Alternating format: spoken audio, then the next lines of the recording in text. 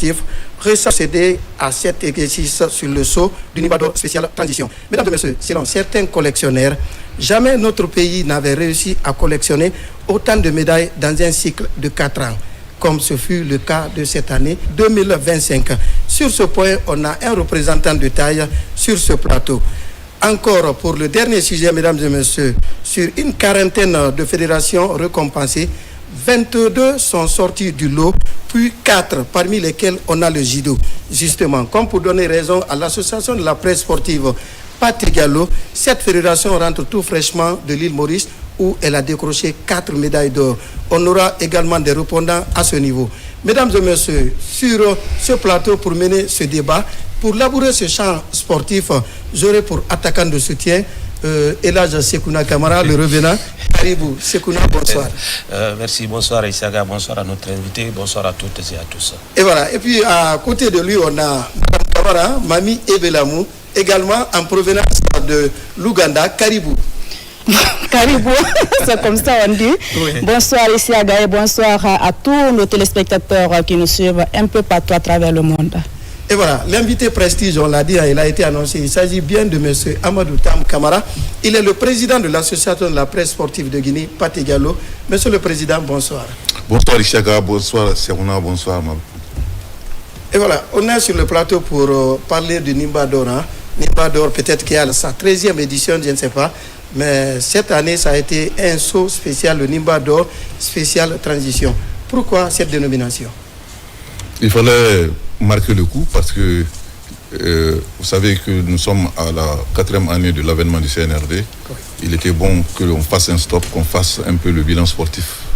Et surtout que le bilan est... Ça peut étonner, mais le bilan est très élogieux parce que au-delà de l'arbre qui cache la forêt qui est le football, dans toutes les autres disciplines, la Guinée a brillé sur le plan continental. Je le dis en préambule, jamais, selon les collectionneurs, jamais notre pays, dans un cycle de 4 ans, n'avait collectionné autant de médailles. Et comment avez-vous pu démêler les chevaux pour essayer de faire cette récompense? Parce qu'il y en a beaucoup qui ne sont pas rentrés en ligne de compte. Quels ont été les critères? Les critères sont très simples. Nous avons classé les différents protagonistes, c'est-à-dire les athlètes, selon l'importance des compétitions. Donc, les résultats sportifs engrangés aux Jeux Olympiques ou aux Championnats du monde, il y avait plus de points que pour une compétition continentale, par exemple. Et une compétition continentale avait plus de points qu'une compétition sous-régionale, ainsi de suite. Donc, c'est comme ça que les choses ont été hiérarchisées. Donc, lorsque vous remportez une médaille d'or sur le plan continental, eh bien, vous avez plus de points que quelqu'un qui a remporté une médaille d'or sur le plan sous-régional. Mani, voilà, Monsieur le Président, vous nous avez habitués à une organisation annuelle. Chaque année, vous organisez cette récompense-là. Et vous avez accusé un peu de retard. Ce retard-là, il est dû à quoi? C'était, disons, un mal pour un bien. Nous avons voulu, comme je viens de le dire, marquer le coup. Attendre justement le 5 septembre, qui est une date aujourd'hui historique, pour pouvoir organiser un événement sportif afin de faire le bilan sportif des 4 dernières années. C'est pourquoi nous avons attendu justement cette date-là pour pouvoir faire cette organisation. Parce que nous avons estimé d'abord que ça a été je ne sais pas quelle est votre appréciation, mais nous avons estimé qu'il fallait faire une grande fête pour le sport guinéen parce que nous pensons que le sport guinéen mérite ça. Nous étions très ambitieux. Nous avons voulu que ce soit une fête à la dimension des CAF Awards, du Ballon d'Or. Je ne sais pas si nous avons réussi, mais nous avons essayé de nous en approcher parce que nous pensons que le sport guinéen mérite vraiment un tel événement. Voilà, toujours, il a posé une question sur notre appréciation, parce que moi, franchement, j'ai apprécié l'organisation. Pour réussir un tel pari, il faut mettre des moyens. Votre source, où est-ce que vous avez puisé les ressources pour pouvoir financer en tout cas cette organisation? Nous avons été accompagnés, disons modestement, par le ministère des Sports. Ce que nous avons demandé, nous avons eu peut-être le tiers. Mais comme nous voulons faire les choses assez bien, nous l'avons fait. Ensuite, nous avons demandé l'accompagnement de 2 sponsors qui nous ont donné leur accord de principe pour le faire, qui ne nous ont pas eu le temps matériel puisque c'était un peu trop juste pour pouvoir le faire avant l'événement. Mais nous avons bon espoir que ça se fera. Et donc nous nous sommes débrouillés à nous endetter pour que l'événement réussisse, tout en espérant que les sponsors vont pouvoir nous accompagner le moment venu. Alors, Monsieur le Président, d'habitude, cette organisation, elle est faite par l'association. Cette fois, vous vous êtes associé au ministère des Sports. Et tout à l'heure, vous disiez que vous n'avez eu que le tiers venant du ministère. Est-ce que vous regrettez de cette association? Non, nous ne regrettons pas. Nous le disons justement simplement parce que nous voulons que les choses se fassent. Nous sommes ambitieux. On voulait que ce soit plus grand. Nous voulons par exemple qu'il y ait des enveloppes pour les lauréats. Mais malheureusement, cela n'a pas pu être fait parce que simplement, ce que nous voulions, nous n'avons pas eu. Donc, c'est un point noir. Mais je suis sûr que, parce que le ministre lui-même, il a été surpris par la qualité de l'organisation et il a fait la promesse d'inscrire ça maintenant dans le budget du ministère des Sports. Lorsque cela est fait, c'est une émulation saine entre les athlètes. C'est une façon de mettre toutes les fédérations en compétition, de mettre les meilleurs sportifs en compétition. Cela ne peut que tirer vers le haut le sport. Donc, cela s'inscrit un peu, si vous voulez, dans la politique même du département des sports. Donc, c'est un peu pour les accompagner. Donc, inscrire ça dans le budget, ce n'est pas de l'argent jeté par la fenêtre. Au contraire, c'est pour qualifier le sport, c'est pour tirer tout le monde vers le haut. Autre question, Issaga, toujours avec le ministère. Est-ce que vous pensez que je vous demande, est-ce que cette association va continuer ou bien c'est juste une association de circonstances vu que nous sommes en transition? Non. En réalité, nous avons toujours travaillé avec le département des sports. Ça n'a pas commencé cette année.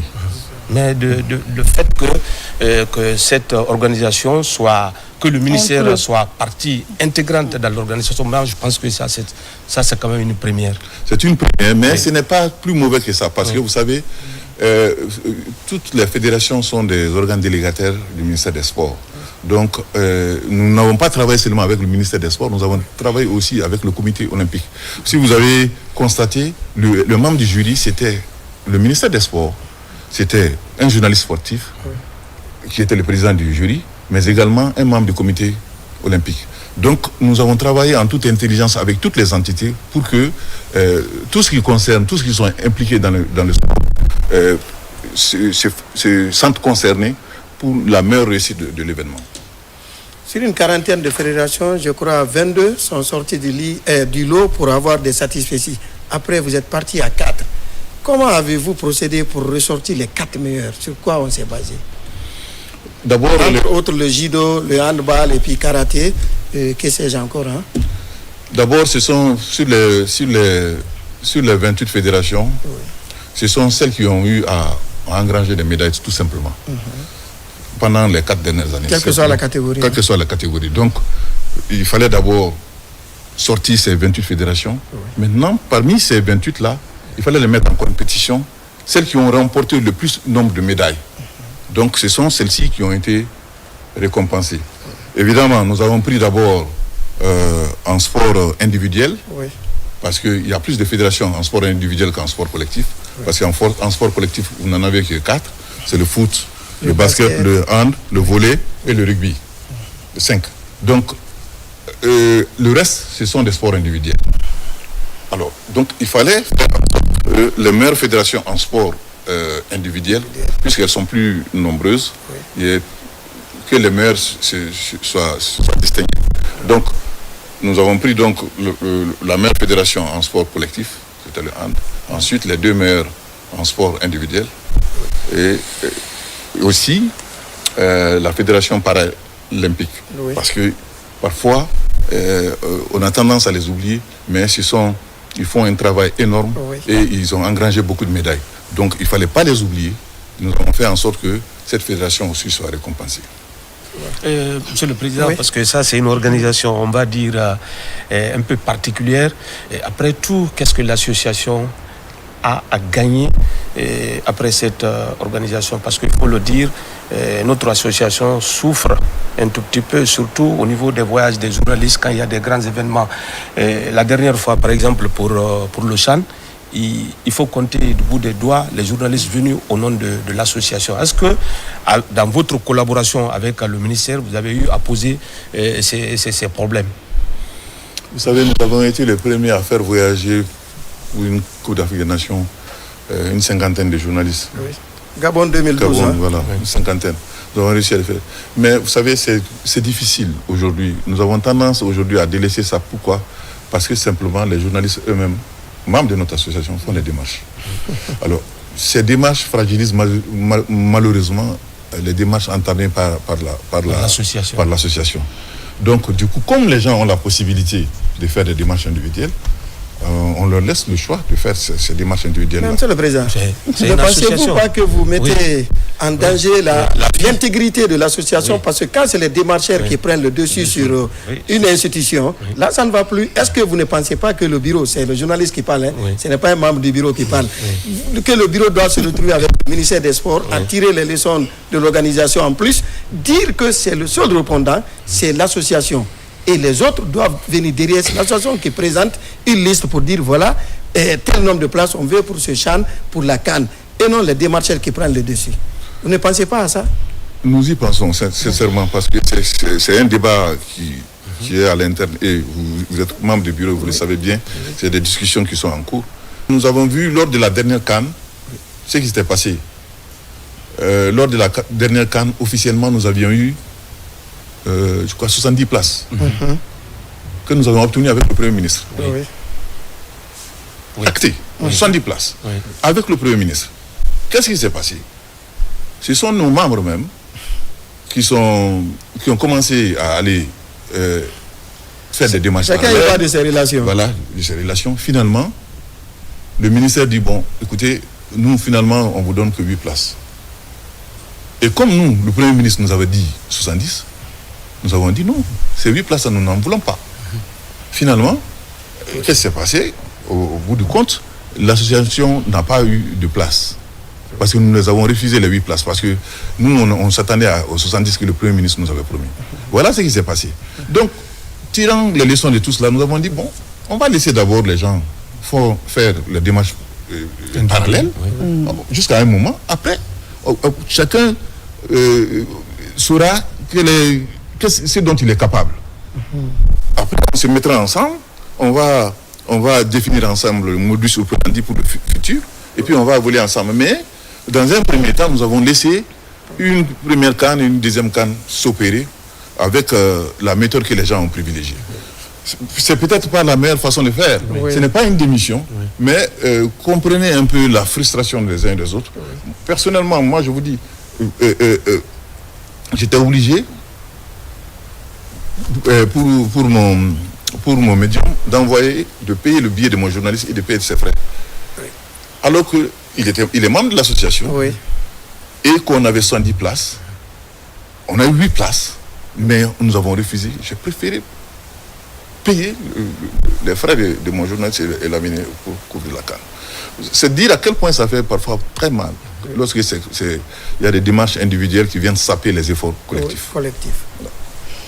Oui, Mani. Monsieur le Président, cette organisation elle est faite par les journalistes sportifs, mais ce sont des journalistes aussi qui méritent d'être célébrés. Et vous avez habitué à ce trophée de meilleur journaliste sportif de l'année. Mais cette fois, ce trophée n'a pas existé. Est-ce un oubli ou bien c'était fait par exprès? Non, sauf nous n'avons pas de l'habitude de décerner le trophée de meilleur journaliste sportif. Les éditions précédentes, nous ne le faisons pas. Nous ne le faisons pas, nous n'avons jamais fait ça. Pour la simple raison que nous ne pouvons pas être juges et partis.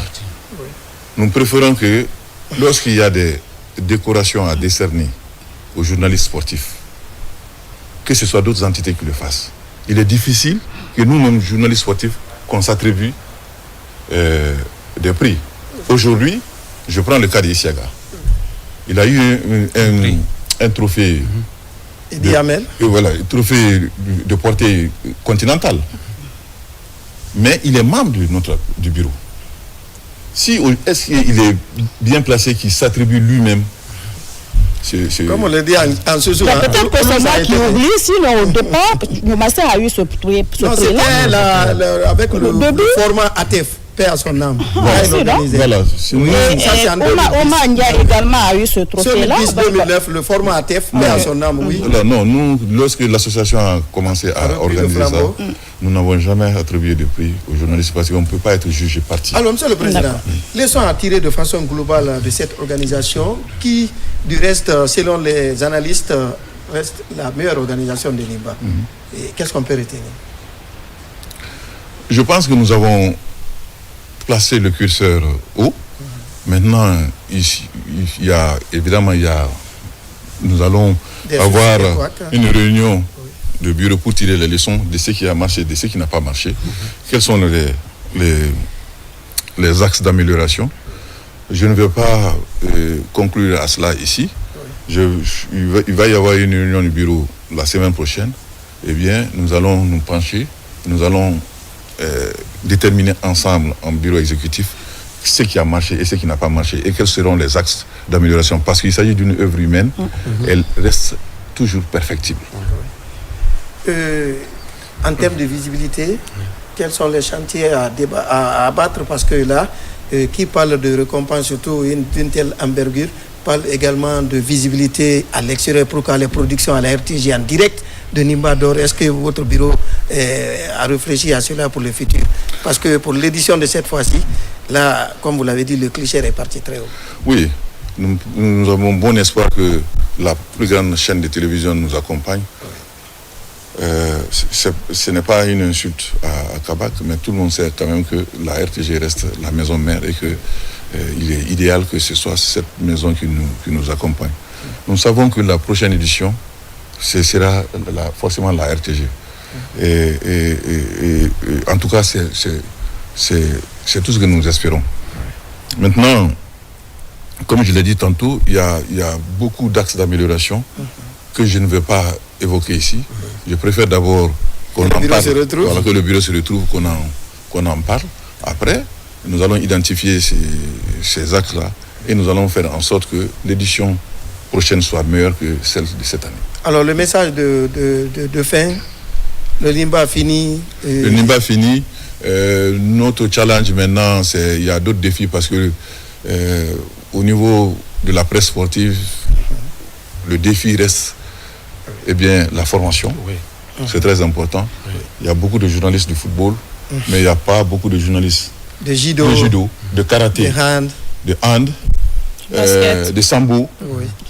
Pourtant, ce sont des disciplines qui nous rapportent beaucoup de médailles. Oui. Malheureusement, peu de journalistes s'intéressent. Il y a peu de journalistes sportifs en vérité. Oui. Donc, c'est le challenge. Dès la sortie de nos réunions, je pense que nous allons planifier des formations en partenariat avec la Fédération du judo, du karaté, de hand et autres, sambo, pour que plusieurs journalistes membres de notre association soient formés à ces disciplines sportives. Connaître les règles, c'est déjà pouvoir commenter les combats sans risque de se tromper, connaître les règles, connaître les techniques et pouvoir donner la meilleure information au public sportif. Mesdames et messieurs, pour se quitter en beauté, notre reporter Ablé Diallo était l'envoyé spécial du service des sports à cette cérémonie grandiose au niveau du chapiteau. Nous allons vous inviter à suivre ce reportage. La célébration de l'enquête du CNRD englobe tous les domaines d'activité des Guinéens depuis le 5 septembre 2021. La vision des autorités a fait tache d'huile dans le sport. Tant de résultats positifs avec pas moins de 30 médailles d'or glanées dans les compétitions internationales. Jamais la Guinée n'avait réussi de tels exploits en si peu de temps. Sur les 40 fédérations sportives reconnues, 28 ont été récompensées pour leur performance. Et 4 sont désignés comme les meilleurs des 4 dernières années, à savoir le karaté, le judo, le handball et le para-athlétisme. C'est pour les encourager, doubler l'effort pour franchement donner de bons résultats. Parce qu'on ne voyage pas pour voyager seulement. On sort pour obtenir de bons résultats. Nous allons continuer à travailler pour mériter la confiance que l'association de la presse sportive CAS Pathé Diallo a eu à placer en nous. On ne va pas les décevoir. L'année prochaine, Inch'Allah, si ce trophée existe encore, on fera tout pour mériter notre place. Rendre hommage aux athlètes et dirigeants sportifs est une manière de créer l'émulation entre les fédérations pour le décollage effectif du sport guinéen. C'est une conjugaison commune qui a apporté ce résultat. Et à tous les niveaux, les techniciens se sont livrés. À tous les niveaux, les athlètes aussi se sont activés pour pouvoir répondre aux appels, dire qu'il faut performer. Ces acquis sportifs sont remarquables, mais ils ne doivent pas occulter les nombreux défis qui se dressent encore sur le chemin du développement du sport en Guinée. Malgré les efforts consentis, le soutien financier de l'État reste insuffisant et trop souvent concentré sur le football, laissant les autres disciplines dans la précarité. Le sport guinéen a besoin d'un financement équilibré, innovant et transparent. Cette cérémonie a surtout permis de reconnaître le mérite du président de la République comme meilleur dirigeant sportif, ainsi que le ministre des Sports. Abdoul Salam Sow, ancien du Sili, et Thomas Camara, ancien volleyeur qui a participé à la Coupe du Monde en 1970, sont aussi célébrés à titre honorifique. Cette reconnaissance me va droit au cœur. C'est pour toute une génération des années 80-85 jusqu'en 2005. Mais je tiens sincèrement à vous remercier de m'avoir honoré déjà en étant vivant. Nous avons décidé d'institutionnaliser cet événement pour la récompense du mérite dans notre famille sportive. Ce qui veut dire que chaque année, cet événement sera inscrit comme une ligne budgétaire au ministère des Sports pour que cet événement puisse honorer l'ensemble des acteurs. Des prix individuels sont également dédiés aux sportifs qui se sont illustrés. Le Nimba d'or espoir au jeune boxeur Mamadou Saïdou Diallo. Le Nimba d'or féminin à la judokate Mariana Esteves. Et Serou Girassi pour le Nimba d'or masculin. Ce genre d'initiative galvanise les fédérations dans leur programme pour booster le sport guinéen.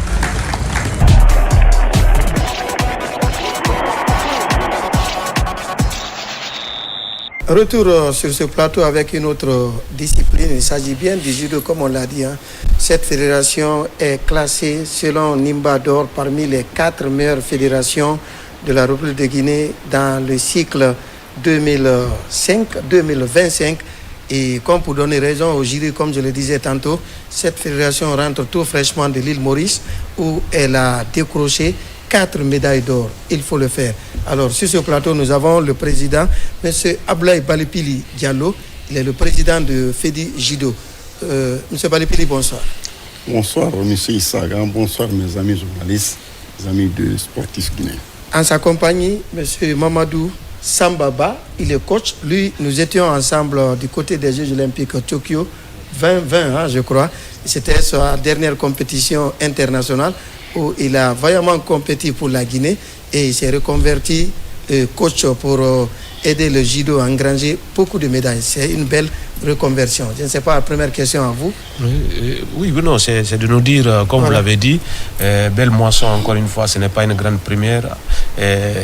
Expliquez-nous comment on a pu glaner ces 4 médailles. Vous savez, le sport en général, ce n'est pas des miracles, c'est du travail. D'abord, c'est le moment de remercier mes maîtres qui m'ont pu former, accepter toutes mes bêtises. Jusqu'à ce que j'arrive à un niveau là où je suis. Et donc, remercier l'autorité militaire qui me permet tout le temps d'avoir le temps de travailler pour le judo. Vous savez, le sport, c'est facile. Il faut avoir la discipline, la volonté et le courage. Le judo a un objectif pour la qualification des Jeux Olympiques de Dakar 2026, les Jeux Olympiques de Los Angeles 2028. Donc le cycle olympique vient de commencer, donc on est obligé de chercher des points. Donc c'est dans les différentes compétitions qu'on cherche des points. Au nord de l'île Maurice, il y avait 22 pays qui ont participé à cet événement de Open et championnat d'Afrique des juniors. Donc on a classé 5, on a envoyé 5 avec nous.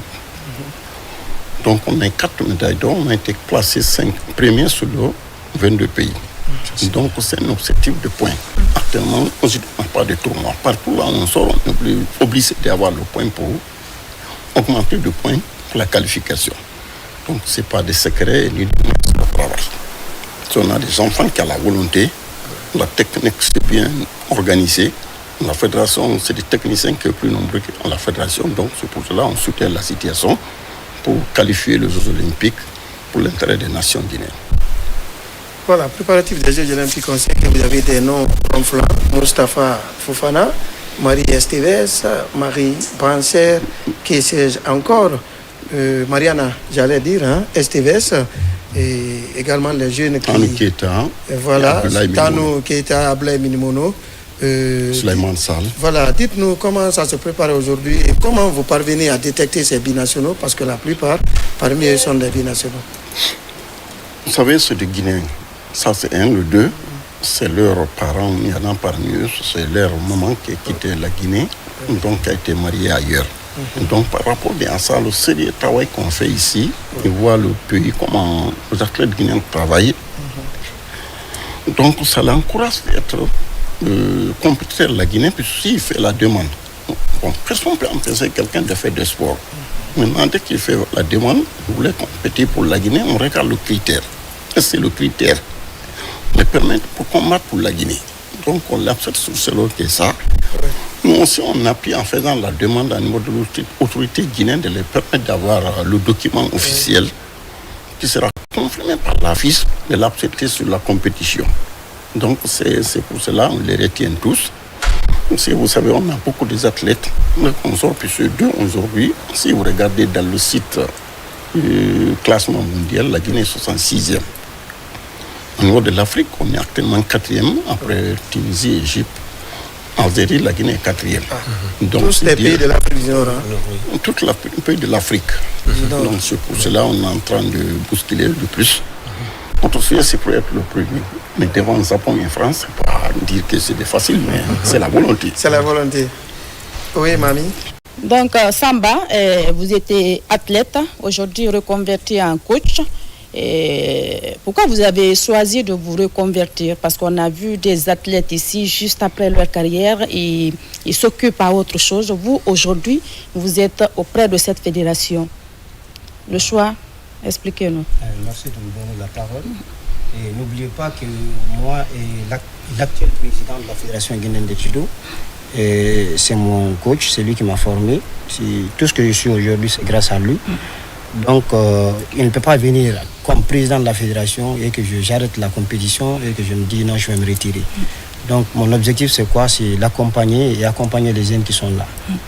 Donc, n'oubliez pas aussi, j'ai fait des grandes compétitions. Je crois bien, c'est nécessaire pour moi de faire le travail là avec les jeunes. Ça peut donner beaucoup de résultats, je crois bien. La question maintenant pour le président. Pour réussir un tel exploit, il faut forcément passer par la préparation, surtout l'accompagnement. Dites-nous, comment est-ce que vous avez été accompagné, surtout côté ministère? Oui, vous savez, l'État accompagne tout le monde. D'abord de savoir une association, si tu n'as pas d'agrément, tu n'es pas association. C'est l'État qui te donne agrément, une délégation de pouvoir. C'est un accompagnement par ça. Nous, exemple, on participe pour 12 compétitions par an ou 10 compétitions par an. Mais l'État peut nous accompagner sur 3 ou 4 compétitions. Nous autres, on devrait, ou avec nos partenaires, ou la Fédération internationale. Mais tout ça, c'est dire que l'État nous accompagne, puisque c'est l'État qui nous permet de travailler. Là où on s'entraîne, c'est pour l'État. Donc l'État nous accompagne ce qu'il peut. Il ne peut pas faire tout, mais ce qu'il peut faire pour nous, ils sont en train de faire. Donc ça, c'est un deuxièmement pour mettre la situation en place. Le judo que je peux parler, c'est comme une porte qui est fermée, c'est ouvert pour tout le monde. Même si tu n'es pas judoka, tu peux être en encadrement. On dit commission technique. Et direction technique, c'est différent. Moi, exemple, j'étais athlète, j'étais capitaine de l'équipe nationale, entraîneur national, entraîneur de l'ASFAC, directeur technique, vice-président, je montais. Aujourd'hui, je suis international. Donc, c'est la volonté. Je suis le président. Donc, c'est la volonté. Dès que tu as la volonté de quelque chose, le courage arrive, tu peux aboutir à ton objectif. Mon objectif aujourd'hui, c'est d'avoir les gens qui me dépassent, qui peuvent me remplacer demain pour le développement du judo dans mon pays. Samba vient de parler de ça, c'est une jeune que j'adore et que je vois. Il est en train de franchir le parcours que je fais. Il a été athlète, capitaine de l'équipe, il est arrivé à entraîner, il est là-bas d'abord. Il est allé jusqu'aux Jeux Olympiques. Donc ça c'est dans le cas d'être athlète. Mais là où que je peux vous dire, l'accompagnement de l'État, ils sont en train de faire, c'est pas pour une seule fédération. Ceux qui donnent d'agrément à quelqu'un, ceux qui donnent des délégations de pouvoir, ceux qui te permettent de s'entraîner dans le terre, là où l'État commande, si on prend 1 ou 2 composants par ça, mais pas seul, il vient de dire il y a 40 et quelques fédérations, donc ils sont en train de faire leur mieux. Mais toi, en personne de fédération, tu dois te battre à ta manière de servir ton pays. Justement, je vais vous relancer sur ça, se battre à sa manière pour aider son pays. Récemment, on a appris que le JD a eu un sponsor. Bonne nouvelle, hein? Et comme pour dire que quand on travaille bien, les efforts sont récompensés. Voilà. En vrai que lui, il a regardé d'abord le positif que le judo est en train de faire. Parce que je vous rappelle bien, on a 36 clubs dans le pays guinéen. On a 2792 qui a la licence nationale. Jusqu'en fin 2025, on recense aussi pour le 2026-27. C'est 2 ans qu'on donne des licences nationales. Donc les sponsors ont suivi tout ça à distance. Il a regardé, il a trouvé c'est possible de nous accompagner, de vendre son image. Même en île Maurice, il a pris en charge de nous accompagner, il nous avait accompagné. L'île Maurice. Bonne nouvelle, hein? On a eu des résultats devant lui. Donc lui, c'est un Guinéen, comme nous, qui a la volonté d'assister le judo. Donc c'est bientôt on va signer le partenariat devant vous. On est fiers de lui quand même. Il a un objectif d'accompagner le judo. Donc, félicitations. Nouvelle, hein? Félicitations. On va relancer Samba, sur le projet Judo à l'école. Et récemment à Alger, on a vu Aminata Souma et Aboulaye Bari qui ont décroché 2 médailles de bronze pour chacun. Et récemment à l'île Maurice également, les 2 jeunes de moins de 52 et 55 kilos ont encore décroché 2 médailles. Ça veut dire que le projet, le judo à l'école, est en train de prendre corps et forme? Moi, je crois bien, c'est un grand atout pour la Fédération guinéenne de judo. Ce projet judo à l'école nous apporte beaucoup de choses parce qu'aujourd'hui, on a beaucoup d'enfants qui sont dans les écoles. Consciencieusement, si vous les faites sortir pour une compétition, ils feront un résultat. Et je crois bien, ça, même les autres fédérations, ils doivent créer les projets pareils. Parce que nous avons vu, quand nous envoyons le sport dans les écoles, ça peut aider vraiment le pays et ça peut aider les différentes fédérations. Donc le judo, quand même, pour le moment, actuellement, là, les enfants, là, ils donnent un bon résultat pour nous. Oui, j'ai 2 questions, une pour le coach, une autre pour le président. D'abord pour vous, coach, en regardant les différentes caractéristiques de nos joueurs, de nos athlètes, de nos judokas, techniquement, qu'est-ce que vous les avez apporté avant ce tournoi? Avant la compétition. Avant la compétition. Voilà. Vous savez, aujourd'hui, les enfants, ils n'ont pas l'habitude de sortir tellement. Quand les enfants ils sortent, il y a d'autres, ils sont un peu, ils hésitent. Vous voyez, mais toi, l'entraîneur, si tu es à côté d'eux, il faut les faire comprendre. Tout ce que vous faites à la maison, faites-le ici. Préparation mentale. Est-ce que vous voyez, c'est ça, c'est le sport, c'est le mental d'abord. Il faut faire comprendre l'athlète que tout ce que tu fais à la maison, quand tu sors, il faut le faire. Parce que le judo, c'est universel. Ce que tu fais, si tu fais une technique qu'on appelle, par exemple, au Chigari en Guinée, tu vas au Japon, là où le judo a été créé, c'est le même au Chigari, vous allez voir. Est-ce que vous voyez? L'engagement, il faut les faire comprendre. Si à Ippon, c'est le même Ippon. Il faut les faire comprendre, c'est la même chose. Là où le champion du monde s'arrête, toi, tu peux t'arrêter là-bas. Et c'est quand tu bats le champion du monde et tu peux être un grand champion. Donc c'est ça, il faut les faire comprendre. Et je crois bien, les enfants, ils ont eu cet esprit. Donc c'est ce qui les pousse actuellement à faire les résultats. Et vous-même, vous avez vu ce qui s'est passé à l'île Maurice, ils ont fait de bons résultats. Monsieur le Président, tout de suite là, vous nous avez dit que la Guinée est classée 4e derrière l'Égypte. Vous avez parlé, je crois, de l'Algérie et un autre pays du Maghreb. Alors, pour vous, qu'est-ce qu'il faut aujourd'hui pour que la Guinée franchisse ce palier, aller titiller l'Égypte ou encore la Tunisie? On est sur le programme de ça dans la course d'arriver là-bas, puisque vous savez, à l'époque, si tu regardes presque la Guinée tout le temps, c'était derrière. En tant que temps, on a grimpé beaucoup. On a combien de pays africains? Regardez tous ces pays-là. Là, on peut parler de 50 pays en Afrique. Toi, tu es 4e. Donc, c'est-à-dire que je suis devant. Si on prend les 5 premiers, donc j'étais passé, exemple, pour le Cameroun, le Sénégal, le Maroc et tant d'autres. Donc, je suis sur la route d'arriver là où l'objectif arrive. Donc, au niveau du mondial, si on fait sur le calendrier de la Fédération internationale, la Guinée est 66e sur 300 et quelques pays. C'est-à-dire qu'on est en train de grimper. Donc là, ça ne nous fait pas surprise si on arrive là-bas, parce qu'on a l'objectif d'être premier en Afrique. Donc on est en train de se battre avec les autres, puisqu'on a beaucoup de professionnels. Si les enfants doivent à l'école, c'est vraiment de remercier. L'éducation de nous a accepté cette opportunité de créer le judo à l'école. C'est pas facile, puisqu'il faut de matériel, il faut d'entretien des ailes. Je vois bien M. Kaba de l'éducation qui est conseil juridique. M. Donso qui est le directeur de sport scolaire qui a beaucoup accompagné, qui a été en train de soutenir pour que ça marche et qui est en train de marcher. Et partout, vous voyez, l'autre fois en Algérie, on a laissé 2 jeunes sans entraîneur. Et nos 2 jeunes ont pu amener 2 médailles de bronze. Mais cette fois-ci, comme ils sont avec leur entraîneur, ils ont eu une médaille d'or. Donc, ok, ici, c'était plus dur que là où ils ont, par rapport de là-bas, c'était les élèves scolaires. Mais ici, c'était un champion d'Afrique. Mais ils ont amené la médaille d'or sans hésiter de rien. Je viens de poser des questions à Samba pour le cas de préparation des athlètes. Vous savez, l'entraînement, c'est le avant et pendant et après. Mais le jeune est habitué d'abord de cette compétition dans la salle. On dit Otikomi, ça fait des répétitions de mouvements. Et que tu as l'habitude de répéter le mouvement, au cours de comment ça ne devient pas difficile pour toi, puisque ce sera facile, tu as l'habitude de ça faire. Donc le jeune, actuellement, donc on dit combat avec un Guinéen. D'autres pays aussi avaient peur. À l'époque, c'était la Guinée qui avait peur. Quand on te dit, tu rencontres quelqu'un d'autre. Des pays, tu vas avoir peur. Mais actuellement, quand tu dis un Guinéen rencontre un Arabe, ils n'ont même pas peur de ça. Ils ont l'habitude de faire. Oui, ça a été passé devant nous en Algérie.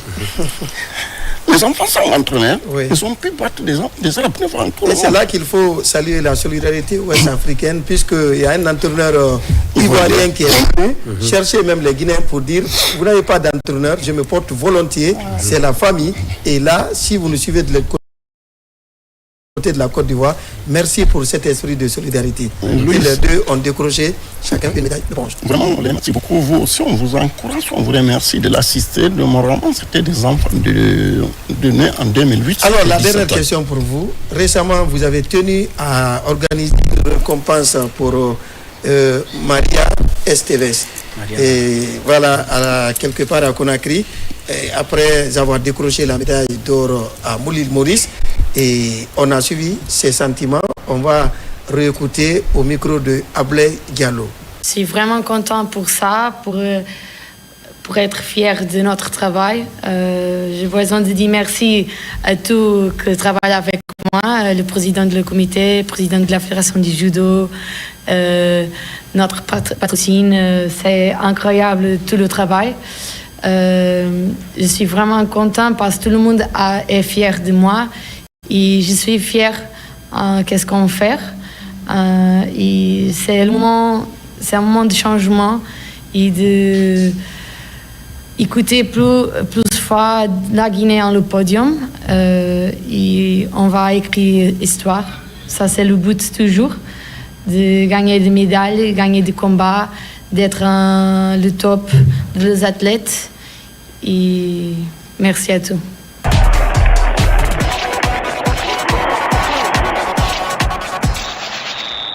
Vous avez beaucoup de trouvailles. On a une certaine Marie Brancer qui a été championne d'Afrique, Maria Esteves qui continue à marquer son temps et Tanou qui vient de retrouver l'écurie. Aujourd'hui, si on vous dit le dernier mot concernant l'évolution du judo, vous avez foi à l'avenir du judo guinéen. D'abord, je remercie les athlètes et les entraîneurs animaux. Et je vois l'encadrement technique, la volonté de faire le travail. Moi, c'est mon objectif. Tellement j'aime le judo, c'est devenu virus dans mon corps. Je n'ai pas envie de famille.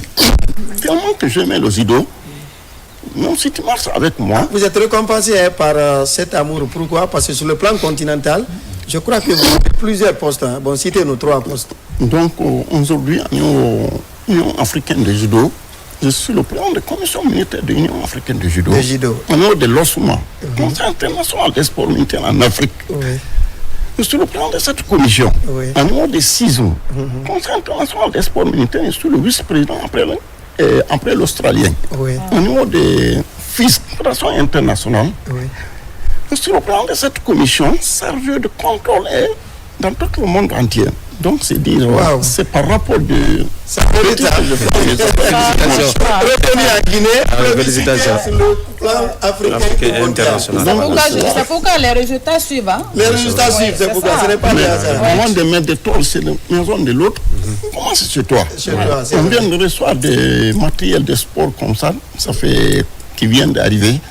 Hier, il y a des kimonos de compétition. Il y a de quoi accompagner. Kimonos de compétition. Il y a des ordinateurs, tout ce qui concerne des compétitions. On a reçu le matériel qui sont dans des champions nationaux au mois d'octobre. Le 16 au 20, là, on parlait de sport. Devant tout le monde. Le jour où vous allez voir le matériel de judo, vraiment qu'on vient de recevoir ici, entre des kimonos, des tapis, des matériels, même des caméras pour le journaliste, on a reçu 8. Alors, 8 caméras. Après Diallo à l'information. On a reçu 8 caméras, 2 appareils de photo, 10 ordinateurs, 8 télévisions. Et tout ce que les suivent ensemble pour le appartenait à la RTG. On va faire un bureau de médias spécial aux idées. Alors, Samba, le mot de la fin. Moi, vraiment, je vous remercie. Parce que quand on parle des athlètes, ou on parle des entraîneurs ou une fédération, c'est parce qu'il y a la presse. Donc, vraiment, nous vous remercions beaucoup. Boulot, hein. Ça, nous comprenons. Nous vous remercions beaucoup aujourd'hui. Et quand vous regardez la télévision, vous allez entendre des athlètes guinéens, soit des différentes disciplines, le judo, du karaté, des handball, un peu partout. Et ça, c'est une fierté pour la nation. Nous voulons voir ça, nous voulons vraiment que vous nous accompagniez parce que quand on voit l'image de sport, c'est parce qu'il y a la presse. Nous vous remercions pour ça. Merci à vous d'être venu.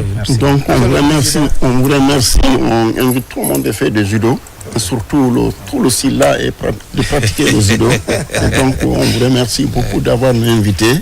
Et donc on compte sur vous de plus. C'est le judo, c'est le sport et les journalistes qui travaillent ensemble. Pour faire évoluer notre sport dans notre pays, pour défendre nos couleurs nationales, intérêts des nations. Le service des sports existe, c'est parce qu'il y a des fédérations sportives. Merci. Donc c'est notre rôle, c'est notre vocation à vous accompagner. En tout cas, la RTG, le soutien ne manquera pas. Merci. Mesdames et messieurs, c'était les invités qui nous sont venus de la Fédération guinéenne de judo, une fédération qui est tout en or, hein, vraiment, et qui fait beaucoup. La preuve est là. Même le président grimpe en point sur le plan africain et mondial. C'est comme pour dire que quand on fait bien, on n'a pas besoin de publicité. Le résultat, ça tombe. Merci d'être venu, monsieur. Merci. On marque une courte pause et puis on parle de l'éternel football. Hein. Le football qui est l'enfant chéri, mais qui n'a pas de résultat satisfaisant, mais qui reste le sport le plus populaire. A tout de suite.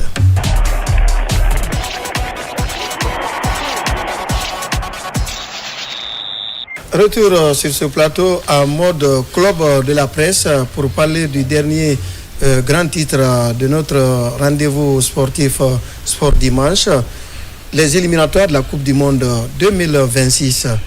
Comme je le disais en préambule, le portrait physique des futurs représentants de l'Afrique est sans équivoque. Pour le Sili national, on le dit, hein, comme le disait Feu Pathé Diallo, les carottes sont cuites. On a fait 8 journées et l'espoir n'est pas permis. On est désormais dans le vent du renouveau. On a un nouveau patron à la tête du Sili, Paulo Duarte, qui a fait 2 matchs, une victoire, un nul. Et on va encaisser.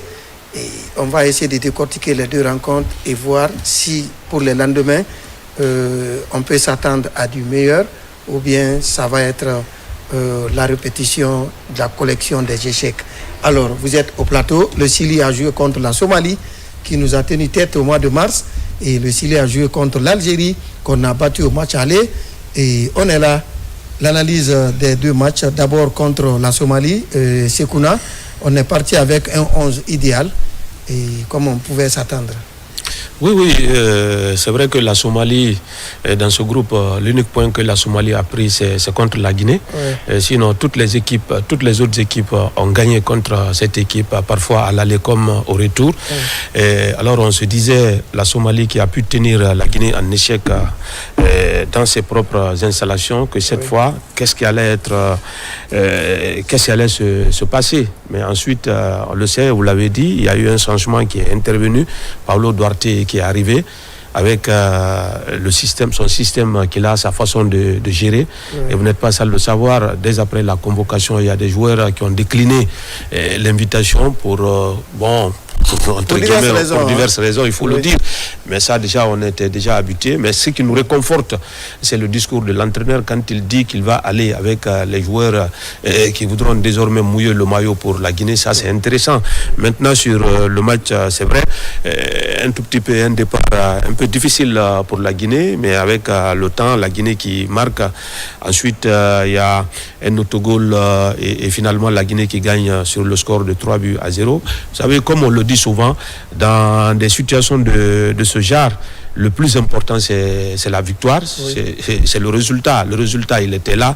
Après, dans l'animation, et puis vous l'avez dit tout de suite au niveau de la défense. Moi, je pense qu'il y a eu beaucoup de notes de satisfaction, surtout au niveau de la défense, avec Antoine, qu'on a l'habitude de voir sur le côté droit, qui a joué au niveau de l'axe central avec Mouktar, comment il s'appelle, Mouktar Diarabi. Et là, déjà, c'est aussi une note de satisfaction sur le côté. Ishaga Silla, qui est l'un des grands habités, on le sait. Dembo Silla aussi, à mon avis, qui a quand même donné offensivement, défensivement, ça, il a aussi donné entière satisfaction. Certes, il y a eu aussi des petites déceptions. Si je vous comprends, il a commencé par travailler le système 1-4-3-3 habituel de la Guinée, avec un 11 idéal, comme vous l'avez dit, sur les côtés Isiaga et puis Dembo dans l'axe, Diarabi et Conté au niveau du milieu, Molay et puis Ablaye Touré et Sedouba. Sur le front de l'attaque, on a Baldé, on a comment on appelle Girassi, et puis accompagné de Mouri Konaté au niveau de la ligne du milieu, qui est une véritable sentinelle. Donc Mami, on peut dire que d'abord il a commencé par nous donner une identité du jeu, le système 4-3-3. Effectivement, c'est ce. D'ailleurs, on a retrouvé notre 11. On a retrouvé notre manière de jeu. Parce que là, c'est vrai, le début n'a pas été facile, mais ça pouvait se comprendre. C'est vrai que la Somalie n'est pas novice, on l'avait déjà rencontré, ce qu'on le rappelait. L'unique point d'ailleurs que cette formation a obtenu dans cette compétition-là, c'était ce match nul qu'on a eu, c'était lors de la 5e journée. Mais il fallait d'abord observer l'adversaire avant d'entamer proprement dit le match. Et vous avez vu déjà, au fur et à mesure où les minutes s'égrenaient, on a vu une formation du Chili qui est venue engagée, déterminée. Et c'est ce qu'on recherche. Et c'est vrai que la défaite n'est pas mal en soi, parce qu'on le dit, que c'est le football. Le football se promène toujours avec son cortège de surprise. Vous pouvez gagner, vous pouvez faire un match nul, vous pouvez perdre, mais il faut perdre avec la manière. Et si on retrouve déjà l'identité qu'on recherchait avec l'équipe, avec cette équipe du Chili-là, en tout cas pour moi, c'est vraiment réconfortant. C'est vrai que pour le moment, franchement, on n'a pas grand-chose. On ne peut pas espérer à une éventuelle qualification pour la phase finale de la Coupe du Monde. Mais quand même, on peut espérer à préparer des futures échéances. Déjà, on a vu une Chili avec cette détermination. C'est ce qu'on recherche avec un entraîneur qu'on a vu qui ne marche pas ses mots, qui est serein, qui s'assume. Parce que quand vous l'écoutez, vous sentez quand même que c'est un entraîneur qui est responsable. Et c'est ce qu'on recherche généralement chez les entraîneurs. Pas un entraîneur qui doute, qui est hésitant, mais lui, on sent vraiment qu'il est venu, qu'il a de la responsabilité, qu'il est responsable, et puis il assume ses actes. Donc, contre la Somalie, bon an, mal an, on met 3 buts dans le filet, et puis l'histoire du mois de mars est enterrée. Et la Guinée qui se prépare pour recevoir l'Algérie 3 jours après. Et face aux Algériens, le même 11 type est reconduit avec une petite modification de système, puisque désormais, Mori Konaté quitte pour être en première sentinelle, pour laisser Ablaye qui aime se promener. Donc, une petite modification du système. Oui, bon, il faut toujours se couvrir, c'est important. Il a mis désormais 4-5 ans. Oui, il faut se couvrir. Et souvent aussi, les entraîneurs, en fonction de l'adversaire, ils font leur stratégie en fonction de cela.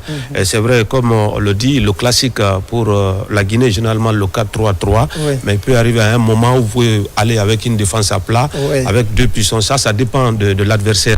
Maintenant, sur ce match, comme on l'a dit, c'était aussi un match où on pouvait avoir quelque chose. Contre l'Algérie. Oui, contre l'Algérie. Moi, je pense bien qu'on pouvait avoir quelque chose contre l'Algérie. Rappelez-vous que cette équipe algérienne est leader de ce groupe et que la Guinée est l'une des rares équipes qui est parvenue donc à battre cette équipe algérienne de surcroît à domicile. Et là, il y avait un tout petit peu cette peur au ventre côté algérien aussi. Les Algériens le savaient, en perdant ce match, ça pouvait aussi donner la possibilité à la Guinée de revenir un tout petit peu et d'espérer. Et donc, les Algériens ont joué un petit peu avec frein en main. Malheureusement, dans notre animation, dans nos façons de faire, la Guinée n'est pas parvenue à saisir. Non, on n'a pas été audacieux. On n'a pas été audacieux. Du moment que vous avez que 10 points et que vous voulez absolument avoir le résultat, comme on l'a dit, c'est vrai, Duarte, avant lui, Kaba Diawara dans ses éliminatoires, avait joué 4 matchs déjà avec la Guinée pour 6 points. Ensuite, il y a Ducé qui est venu, qui a joué 2 matchs pour 1 point. Et donc lui, il est venu, on le savait, on n'avait pas... on n'exigeait pas trop de choses parce que de toutes les façons la cause était déjà entendue, vous l'avez dit.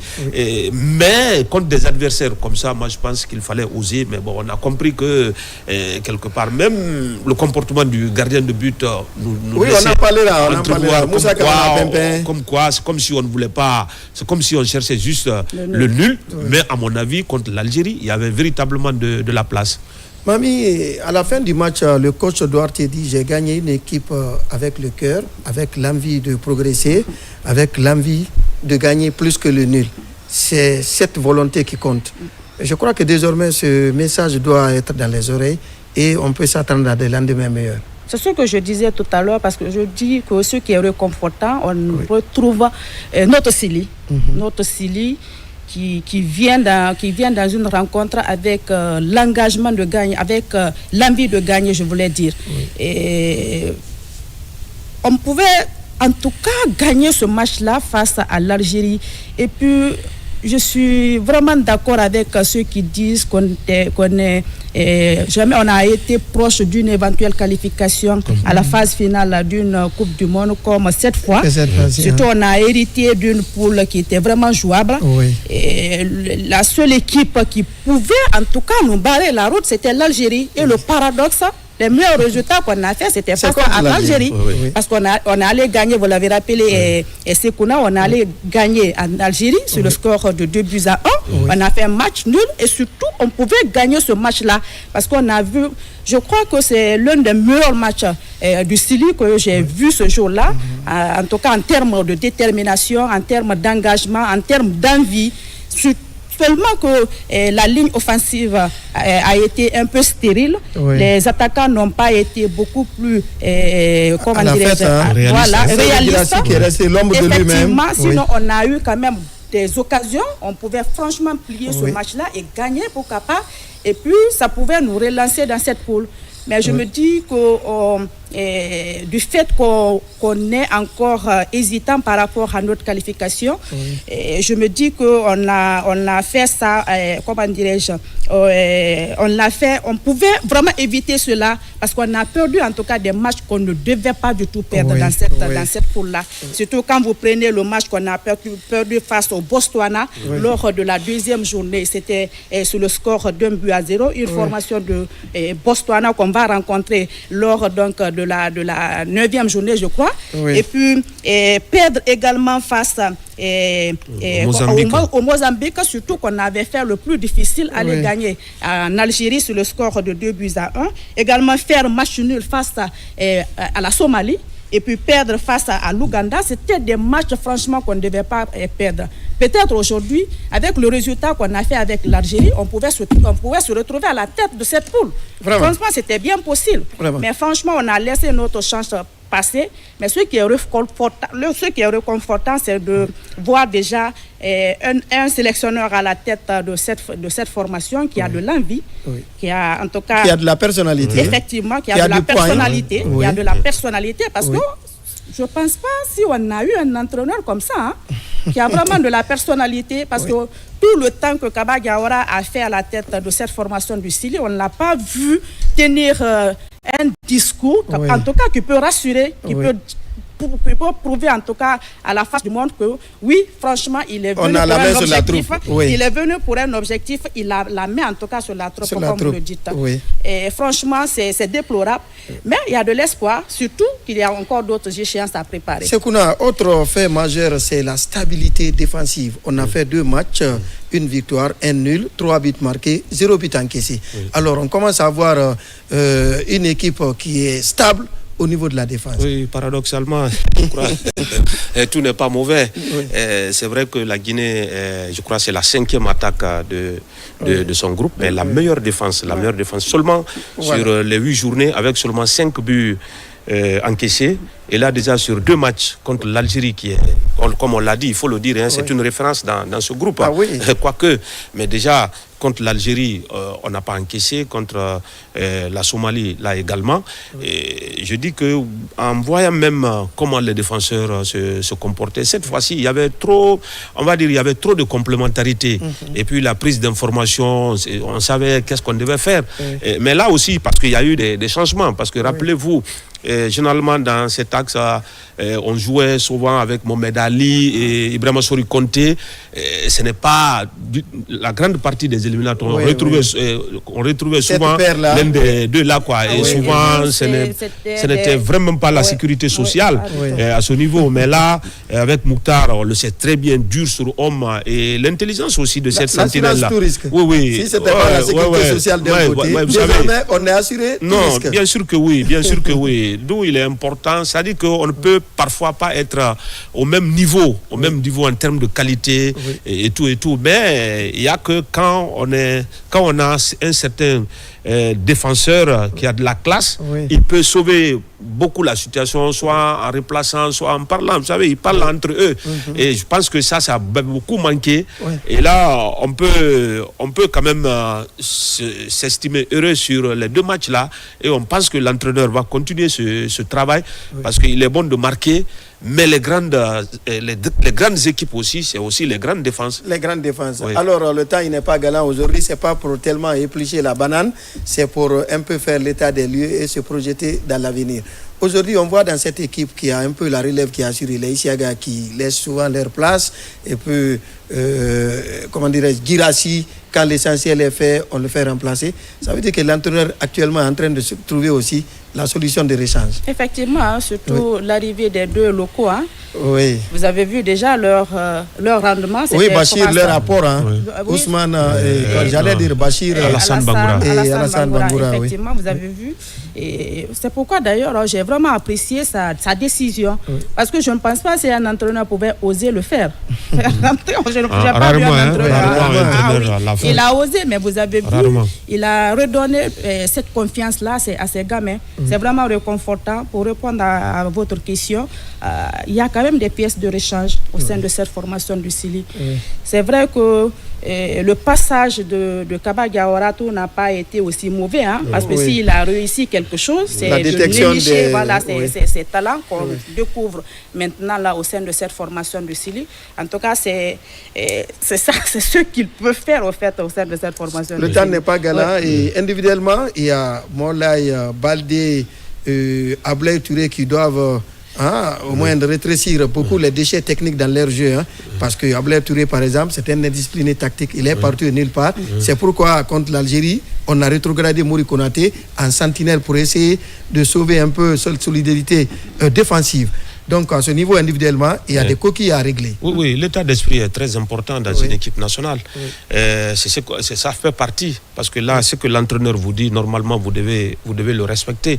Mais là, déjà, si vous êtes trop attiré par le ballon, vous laissez l'espace. Et aujourd'hui, les attaquants, s'ils ne peuvent pas vous éliminer individuellement, ils demandent le ballon dans l'espace. Et ça crée beaucoup de difficultés à la défense. Donc, personnellement, Morlaï ne m'a pas trop enchanté. Non, franchement, ça il faut le dire. Ablaï, vous l'avez dit, l'indiscipline technique, c'est vrai qu'il est dégourdi, il veut tout donner, mais là, il faut qu'il balder dans le dernier geste. Balder dans le dernier geste. Je pense que ce sont des choses sur lesquelles l'entraîneur va travailler individuellement avec ces trois joueurs-là, qui, à mon avis, qui ont été plus ou moins les flops au niveau surtout dans le dernier match. Girassi qui reste égal à lui-même. Hein.